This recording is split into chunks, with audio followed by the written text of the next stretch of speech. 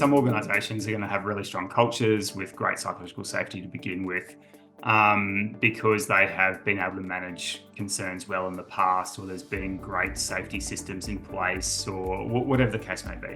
Where that might not necessarily be the case, or there may be a little bit of fear in terms of that ability to speak up, I think there's a couple of things that could be considered. So, whether there is external or multiple reporting pathways for people, where things like whistleblower lines or that de-identified confidential reporting external to the organisation, where we're doing risk assessments, how do we really reinforce that the data is de-identified, and that there's a really strong communications plan around why we're doing this, and that genuine intent to understand and listen to people's experience.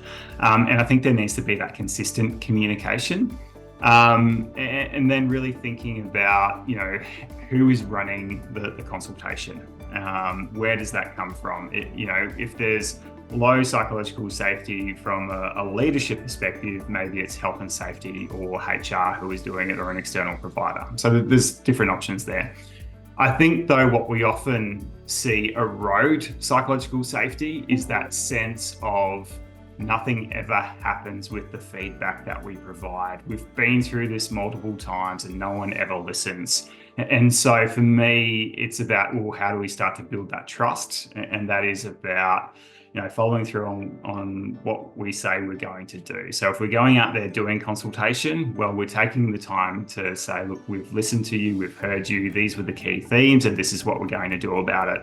And then when we're doing it, it's, yes, we're doing this because you told us A, B, and C, right? So we're continuously, coming back to that feedback loop and trying to build that trust.